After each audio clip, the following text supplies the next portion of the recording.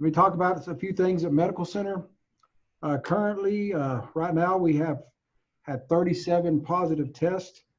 Our numbers of negative are 329, negative 329, with 177 pending. And is that number does not include the nursing home, correct? That does include the nursing home staff. Okay, 177 pending.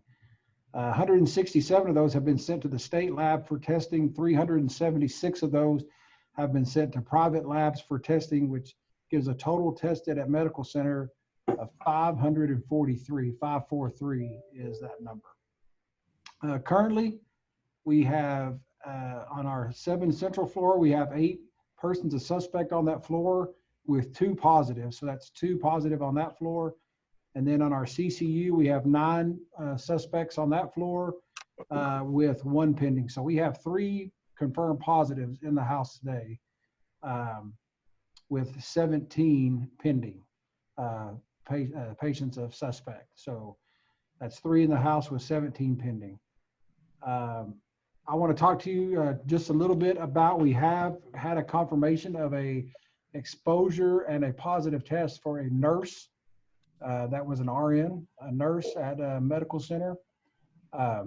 We know that the last day for this nurse worked here was April the 11th. And they tested on this weekend. And we got the result in yesterday. Does that sound right, Kristen? The 18th, correct. The 18th. So, but the nurse has not been in the building since the 11th. We have gone back and done some research on any patient exposure, and anybody that nurse came in contact with, we are going to notify them that if they're having symptoms, to follow up with their primary care physician. So, so we are going to make sure and research that. But I just wanted to get that released today that there was a positive case for a nurse here at Medical Center. And with that, I'll kick it to Kristen to talk about the Madison testing.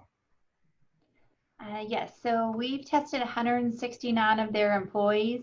We've received 27 test results back, and all of those have been negative thus far.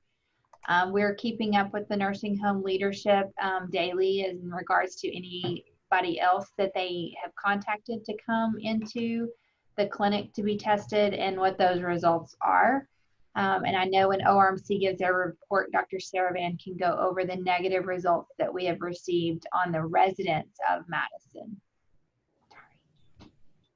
All right, Stacy, do you want to go over the ORMC numbers, and then we can go to Mr. Shelton for the county numbers and update? Certainly. So far outside of the nursing home, just the hospital testing, we've tested 144 individuals. We have 12 who are positive, 128 negative, and 4 that are pending. In terms of Madison, we tested 98. We got 38 of those back, and they're all negative. So that's good news. There's still 60 of those that are pending. So that brings our consolidated testing to 242 total, 12 positive, 166 negative, and 64 pending. We do have currently only 1 patient in-house. That's a person under investigation, and that's all that that I have for my report. Thank you, Stacy. Dr. Saravan, did you want to say anything real quick before I toss it over to Mr. Shelton? Sure. Thank you, Trevor.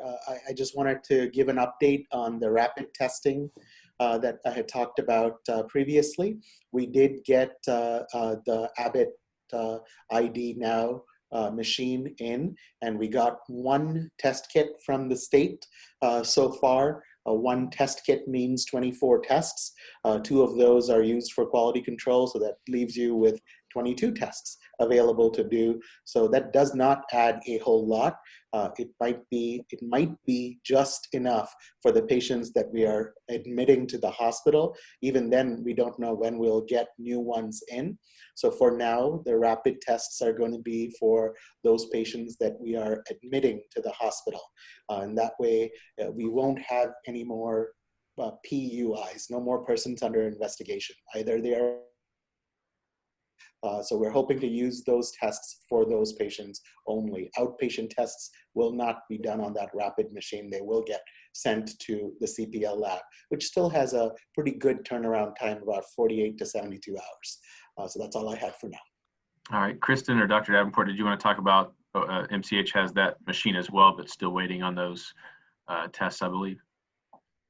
Yeah, we've got the machine. We're just, like you just said, Trevor, we're just waiting on the tests at this point in time. As soon as we have those availability, we'll figure out how we want to utilize them as appropriate for the hospital. All right, thank you, Dr. Davenport. All right, looks like Eddie's with us now. Sorry about the delay there, Mr. Shelton. Do you want to go ahead and update us on the latest county numbers? Sure, I'll give you the health department numbers. The confirmed cases are 60, negative cases are 612. Pending lab results are 223. Total persons tested is 895. Recovered is 28, and deaths are 4.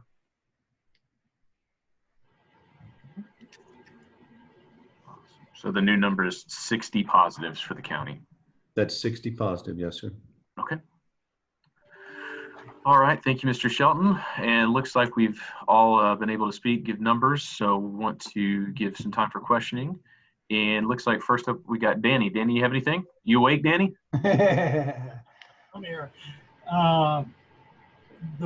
The staff or that were tested at the nursing home, will they, since it shows negative, will they be tested again later in the next few days? No, they will not be tested again unless they start showing any of those symptoms. And then they'll report back to their primary care provider to see what those next steps are. They were not originally positive. We tested them just to be safe regarding all of their employee resident exposure. So we're not going to test them twice. All right, I'm good. All right, thank you, Danny. Scott, CBS 7. A couple. Russell, the nurse, is she home but still employed? She is home, yes, and still employed. What do you mean by that? I mean, she still works here. Okay, she'll have a job when she gets well. Yes, sir. Yes. Yeah. Great. Eddie, just my final question is if you could update us on our maps that we requested last week. So the information I received today regarding the maps was that we'll need to go through the city to get those because the system that we were using is the GIS system that belongs to the city. So therefore the maps belong to the city. So we'll need to go to the city and have them get you whatever you need. Okay, do you have a timeline? I would contact them immediately. Oh, you haven't contacted them yet? No, that is your responsibility to contact the city to get those maps. Okay, because they were coming through the EOC. The EOC, even though disbanded, doesn't have that information anymore? The information I received from the EOC was that you would need to get with the city and request those maps from them. Okay, because the city has nothing to do with the health department, so why are they collecting the info? As I said, the system is the GIS system, which belongs to the city. So therefore, just contact the city and see if they'll give them to you.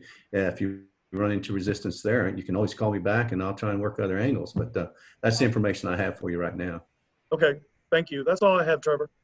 All right, thank you, Scott. Mike Merlot, ODESSA American. Hi, I was wondering if someone could confirm for me. I heard that there was someone getting tested for COVID-19 at Lincoln Tower, which is a retirement community in ODESSA. Is that something anyone knows about here? Not yet that I know of, Michael. Anything from you guys? I've heard that rumor too, Mike, but we haven't received anything. So as far as we know, that's a rumor. Okay.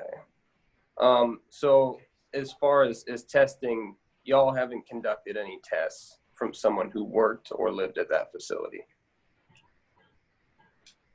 Not that I'm aware of. Not that, no.